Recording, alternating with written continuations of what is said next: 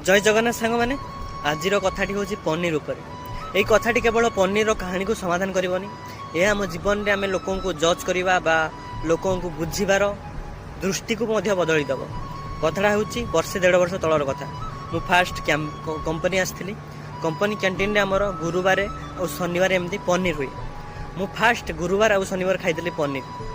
मत एत बेकार लगे पनीर एक्चुअली भल ही नाला, पूरा बेकार टेस्ट थिला। से भावना रे मु 1.5 वर्ष है पनीर खाइनी।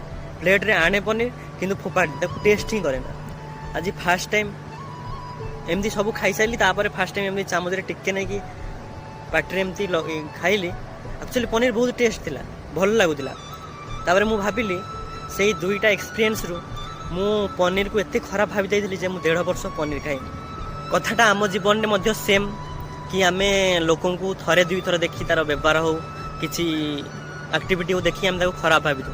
एते खराब भावी दो जे से किसी भी कले आमको खराब लगे आम देखु ना जे से केबे भी भल होइतो बोली। यही चक्कर आम तार भल गुण को भी इग्नोर करूँ। से सांग मैंने आम क्या बंधु संपर्क संपर्क जी भी हो आम जदि क्या थरे दुई थर देखिकी जज करवा ठीक नुहे। कारण हो पारे सी से थरे दुई थर तार सब खराब समय से जाऊँ से सी एमती रियाक्ट करदेव। तेणुकर जीवन में आम संपर्क भाई बंधु समस्त देखिए चलतु। मनीष को टे चिन्हवा टाइम दिंतु और बुझा चेष्टा करूँ। जय जगन्नाथ।